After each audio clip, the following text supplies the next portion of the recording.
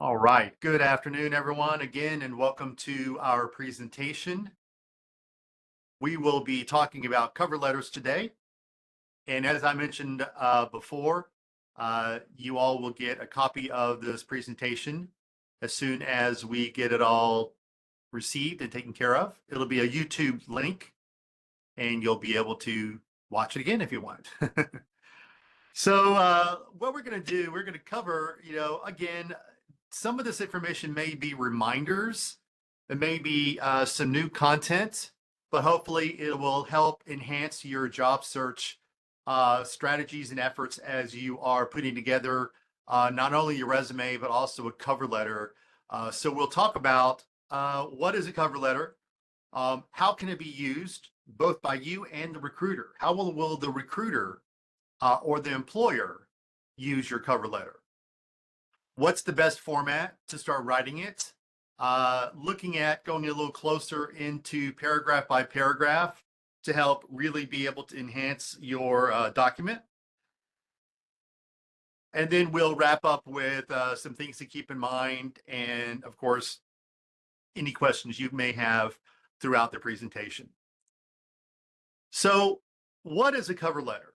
A cover letter really is a complement to your resume. And that's why I will be probably talking about both a little bit. We're not going to cover resume development in this presentation, but we will cover how this document can help enhance your introduction to an employer and also complement your resume.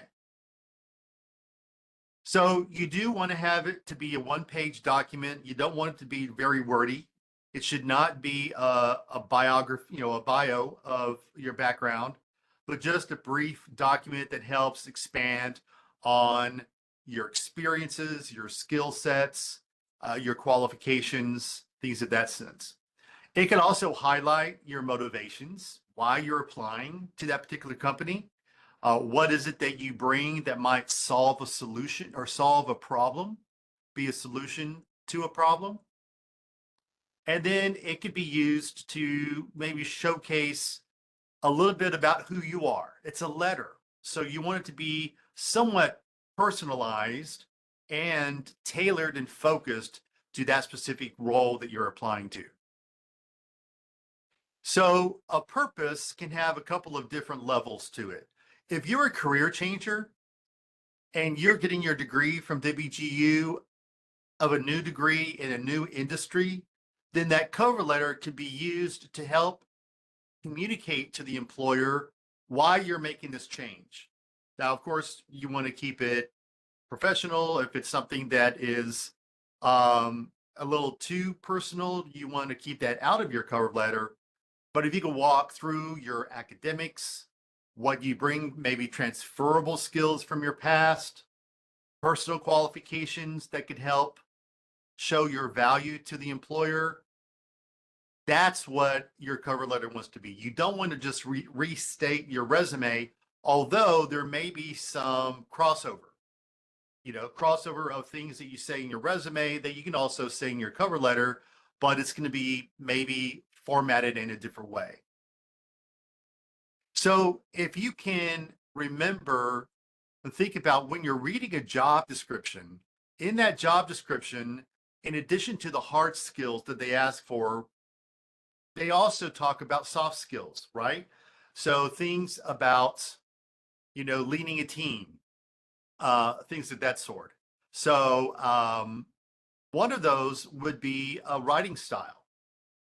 So that writing style can be a way that an employer could find out, within that job description when they say that they want you to be a strong communicator, a professional communication skills, both in wording and writing, however they want to term it.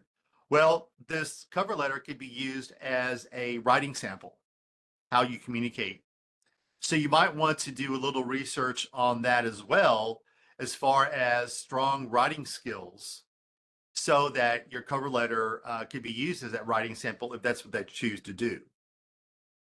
Okay, so you can tell the employer, again, in a cover letter, why you believe you're uniquely qualified for this position. or those transferable skills to show how am I going to connect the dots from what I used to do to what I want to do. That cover letter can help bridge that gap. And again, you can give, you're given an opportunity to describe why you're choosing that particular company in that role. Plus, it shows that you're being proactive and you're offering another layer of information that maybe somebody else is not doing. So one question that just popped up: should you explain why you're changing roles or fields in the cover letter?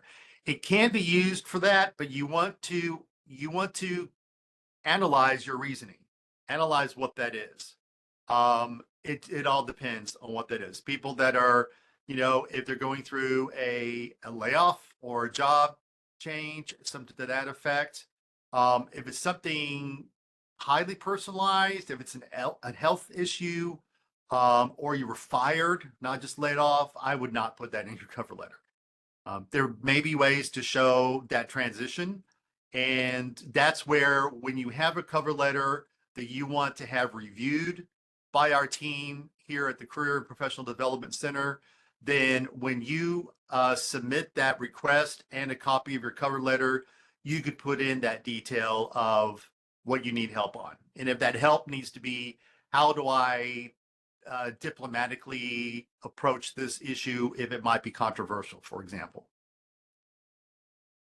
So when you're writing your cover letter, you want your cover letter to answer two questions: why them and why you?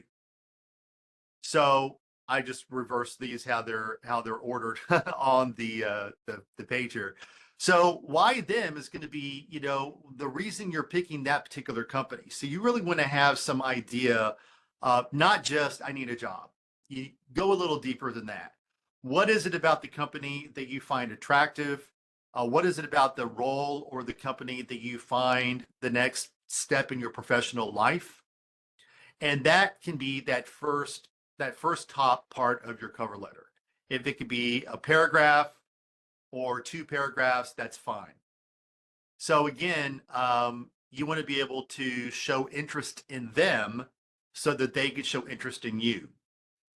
Then that bottom half of the cover letter can be that transition to say, here's why I believe I am a strong candidate for this role in this position, based on my research of the company, based on my connection to the qualifications and transferable skills in my education. That's where you go into a little bit about yourself. All right. Excellent. So you want to make that connection. So cover letters are not just about you. Again, you want to be able to make that connection to the company, and there are a few ways to do that. Show how you connect to their brand. So that's why you want to do that research, find out a little bit more about who the company is. You can do that in a number of ways: through LinkedIn, through Handshake, if they're on our Handshake platform for job searching. But definitely they'll probably have a LinkedIn profile, or go to the company itself. Look at their about page. What is it that draws you in to wanting to make that connection to the company? Tell them how you might bring something that is relevant to the company's culture. There was a student who applied to the American Heart Association. And within her cover letter, she talked about how she would run those 5K marathons that the American Heart Association sponsored, because maybe I think she had a family member who had cardiac, issues and things like that. So they belonged to the American Heart Association. They contributed to the American Heart Association. She put that as part of her cover letter, and it made a difference. So you can make that kind of connection. If you don't have that, don't worry about it. Don't force it. But you might now begin to think in a different way of researching those companies and what they're all about. And again, it could be a connection to demonstrate your work ethic, and to make that, especially within their description, and the job description, if they're saying that they're looking for a proactive, hardworking, go get them kind of person, well, then use that for yourself. Talk about that as you're describing why you believe your work ethic and ability can make that connection. So here is a business block as far as the formatting is concerned. And on both sides, I wanted to give you kind of an outline on the right and then maybe a sample on the left. So obviously you start with your contact information, the date that you want to send your cover letter. Obviously that's going to change as you prepare this, and put the company name and the city and state. You may not have a specific name of the hiring manager, but that's okay. Don't fret over that too much, because those names can change quite often, even though if you're looking at LinkedIn, they may not have updated their profile. So you might just put just company name, city and state, that sort of thing. Then what is the letter regarding to? It's regarding the job title, right? So that helps to brand and stamp your cover letter so that when it gets to, say, that HR department, and they get to human hands, human eyes, then they know, they're going to know what you're applying to. But this helps to really reinforce that it's not just a general cover letter. You do want to make sure you're tailoring this to each different job, because that's going to help you get through those applicant tracking systems. And the applicant tracking systems are used on cover letters as well as on resumes. So tailoring these documents to each different job, although it does take a little extra time, but it can really pay off in the end. Then again, the salutation or the greeting can simply be, "Dear hiring manager." At least you're getting to a particular job title for the person that you want to ultimately wind up with your cover letter. And that opening paragraph or that introduction, that's where you want to start talking about, how did you find out about this job opening? What is it about the company that you find compelling and interesting that has drawn you in to apply for this position? And then, as Kimberly said earlier in a statement, you want to tell them that you really want to work for them, not in a desperate way, but in a way that is, I've always followed, Microsoft. I have Microsoft products. I use Microsoft devices. Now that I'm getting my degree in software engineering, I want to work and be part of Microsoft's success. So really, be that you're kind of selling yourself in a positive way, in a good way. And that's how you're going to rise to the top, help rise to the top with that kind of wording. So you're talking about the company, you're explaining to them what you know based on your research, based on your interest, and then you're transitioning into further down in your cover letter why you believe you're a good candidate for this. And again, as Kimberly said, you want, and I agree with that. So you want to be genuine. You want to be authentic, because eventually when you get into an interview, that's good. You want that to be seamless. You want that energy, that excitement, that authenticity to also flow to the interview experience.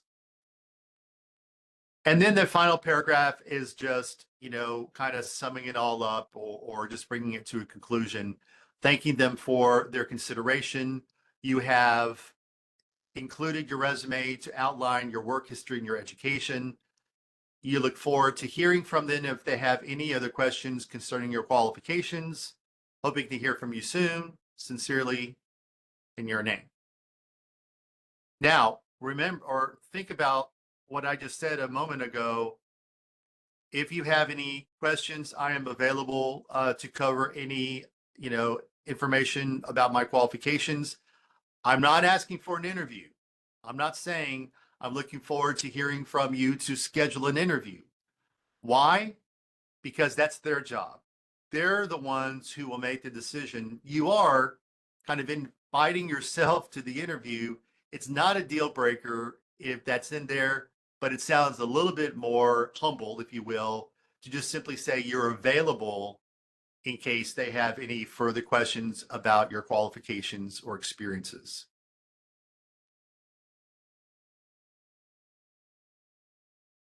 Now, when we break this down paragraph by paragraph, again, reinforcing some of what I just said, that opening is a statement of, again, why, how you found the company, why you're interested. If you know somebody that might be a reference, you know somebody in the company. I had a student say that they applied to a position because their neighbor kind of let them know. You know, it's what we call the hidden job market. It wasn't necessarily publicized out there just yet, but the neighbor friend let them know, hey, we've got this opening coming up. You might want to get your documents together and apply to the position. Drop that name because that's another layer is saying, hey, so and so knows somebody who works here and they can vouch for who they are, then they might be a really good, worthy person to interview.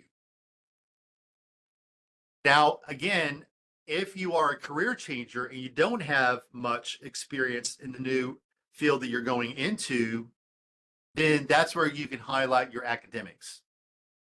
Going to Western Governors University, studying, you know, a particular degree or area of your interest, maybe some coursework that, you know, some key courses that you've taken to help reinforce your skill sets as you're growing in this field.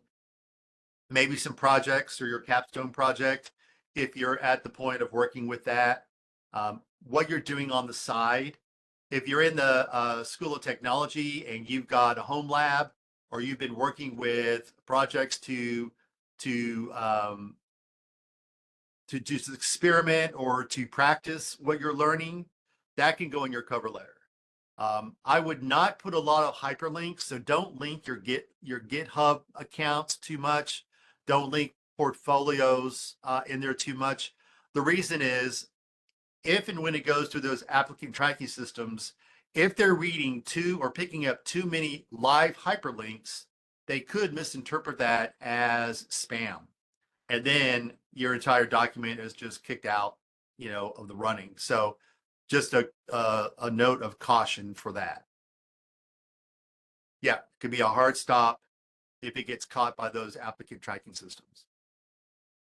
That's another reason why when it gets to that part about why you want to include your background skill sets, qualifications, unique things that match the job, so that match rate goes up when they're being scanned.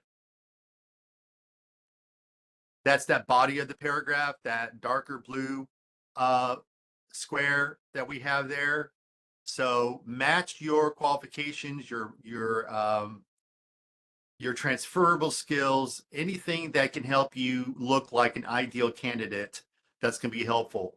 But the trick in writing these, again, as I said earlier, is that you want to be concise. You want to be targeted and brief. Don't get too wordy. Don't give a lot of deeper explanation because, and this sounds very shallow, but if a recruiter sees your cover letter or even your resume and it looks too long or too wordy, they may move on to somebody else. And that's sometimes just the way it is. And then that final paragraph, as I mentioned earlier, is to reinforce your interest in the company. You're available for any follow-up that may be necessary. You've attached your resume to outline your qualifications and your education, and you look forward to hearing from them soon. Sincerely, Cliff Gehring. So a little bit about AI and ChatGPT or any other GPT writing platform or chat platform that you want to look at. The benefits of using a AI platform like ChatGPT is that it can save time. It can help if you're not very confident in your writing ability and you need somebody to kind of nudge you to get the ball rolling. That's perfectly fine. These are some tools that you can use. And you can write these down in the video that you'll receive afterwards. I'm not entirely sure you'll be able to get these as hyperlinks, but let me see if I can possibly get them to, it's not going to give me the way to get this on here. Let me just open it up. So give me a moment here. Let me do these one by one. I'll put them in the chat for you so you can see them. And if you want to use those.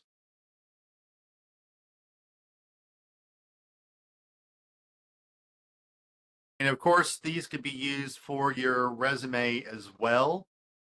But in today's broadening the use of AI, you could put your cover letter in there as well. I think JobScan is really good, and a lot of people will use this probably a little more often. This is a long URL, so I apologize for it. Oh, it's a monster. But just click on it and then you can save it for that. A lot of people are like, well, is there a specific, one that works better than the other? It's kind of personal choice. So just use whatever you think might be easier to use. But we want to give folks kind of an option in a choice of using those. Here is some starter steps. How do I start using ChatGPT for my cover letter? Put in a prompt. I'm applying to a software engineering position and I need a cover letter. Showcase my experience in writing clean code in Python, C++, JavaScript, and using object-oriented programming. And you can even tell it a 1-page, 3-paragraph cover letter. And it will go, it's called natural language processing, so NLP. Just tell it what you want and the AI behind it will produce that. If that's not exactly what you want, then you can even give it further instructions. And you can go back and forth until you're happy with what you have. You can even paste your resume in there as well. And you can say, use the resume and specifically the qualifications to create a 1-page, 3-paragraph cover letter, blah, blah, blah, blah, blah, and then give them your what you're looking for from that. I know folks who will even put in the job description. I know that that's a lot. You put your resume in, you put your job description, then you give it the prompts to create a cover letter.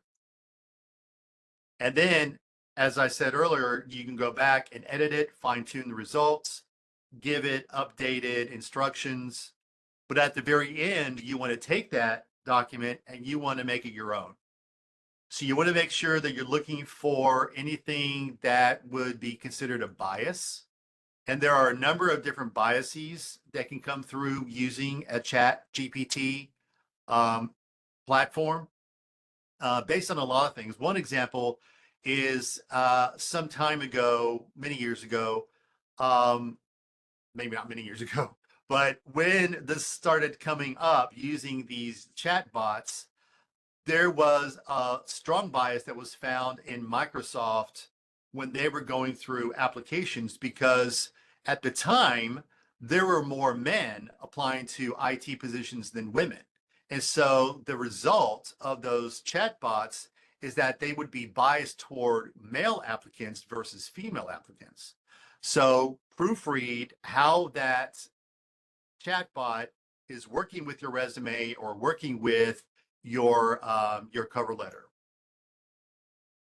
There could be other biases. It could be based on history. It could be based on algorithmic bias is one.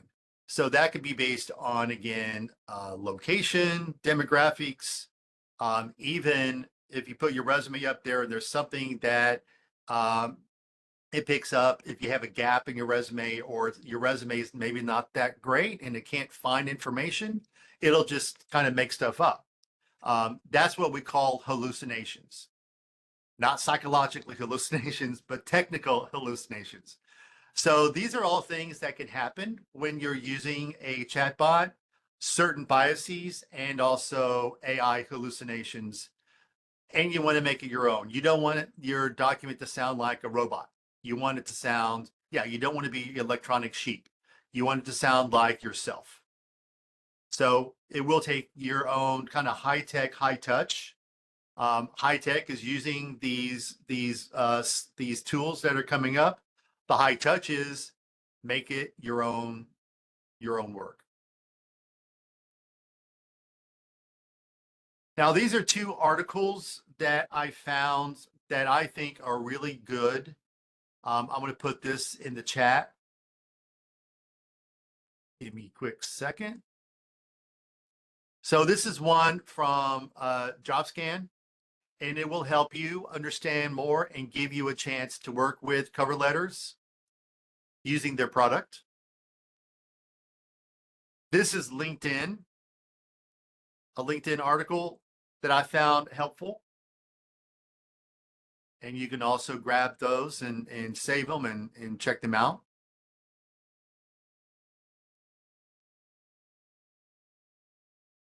Now, as we wrap up, the things to remember, again, the themes you want to keep in mind when you're writing your cover letter is the opening paragraphs or that first top part of your cover letter. You want to answer the question, why them? And then the second part is why you? Highlighting your experiences, connecting the dots if you need to with transferable skills to the job description, showcasing why you're an ideal candidate and emphasizing your interest not only in the position but also the organization. Yes, Camille, I'll when I get to the email, I'll go back and edit the email to put the links in the email so folks can have them. Thank you for that recommendation. The other thing to keep in mind is the style of writing and the things that often come up. Keep it that narrative style, match the tone of the organization if that helps. If you know, as you're reading their about page, always be professional. Don't be too casual in your writing. And when we're talking about format, no longer than one page. I'd say 3 to 5 paragraphs is fine. You can use maybe 11 point of your fonts. That would be fine. To be don't be too don't get to I think 12 is I know it's just 1 point larger, but to the eye it could look a little large. Um, Maybe not a deal breaker, but if you're looking for ways of economizing space, then 10 to 11 point I think is good. You can even make your margins half an inch, or when you go into Microsoft Word, up in the style, when you click that, it'll give you another option for margins, and then just click narrow, and then that will help give you a little bit more space, a little bit more room. Yep. So times they are changing, writing style. And that's one thing we try to do with most career centers, I would like to think, but specifically our team.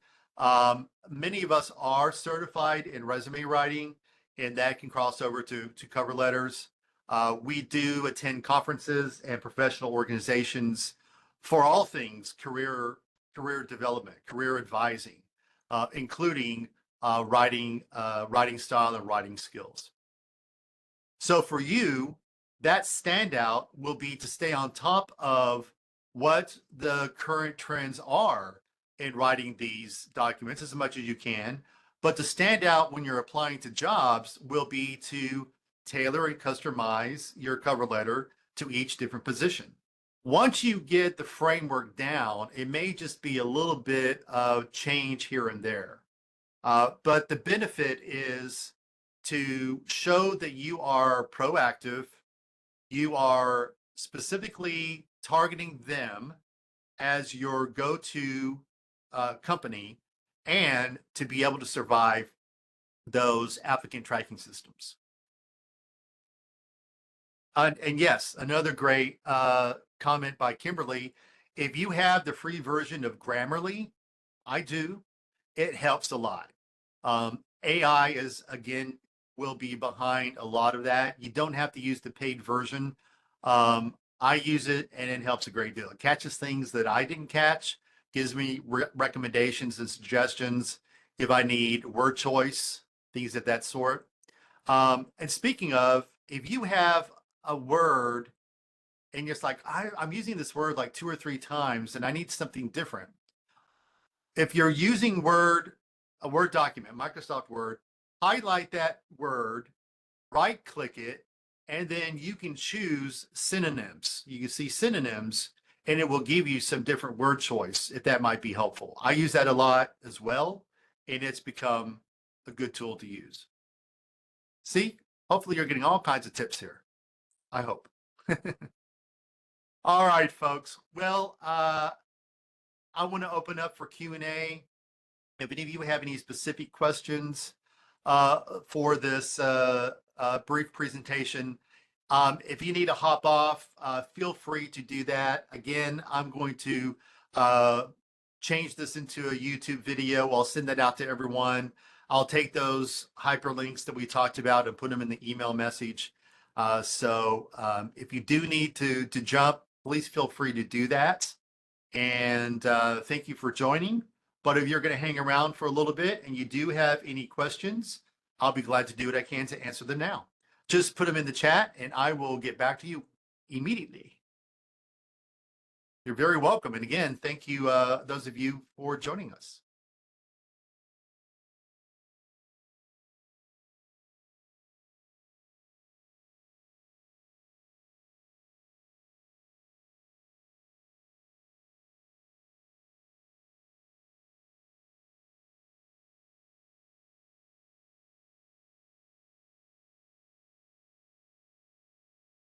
And also thanks to those of you who put in recommendations or comments in the chats. I think some of those were really good. I really appreciate your extra help. And I think that that's another great benefit of these live events that we have, is that we can have this kind of dialogue back and forth.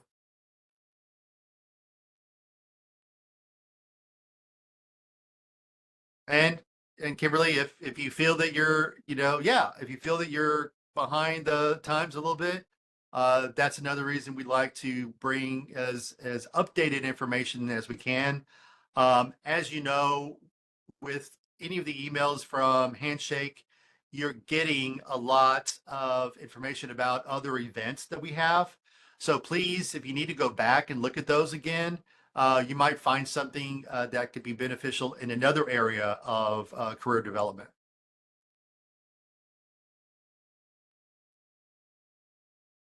Oh, great. That's a great comment. So yeah, those panel interviews that you've had, anything like that. So as you know, we have big interview that can be helpful. We have mock interviews if you want to sign up for those by going to our homepage to schedule a mock interview.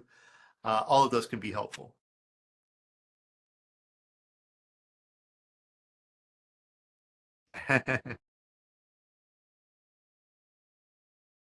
All right, I am going to stop sharing and then I will stop the recording so it doesn't get too long.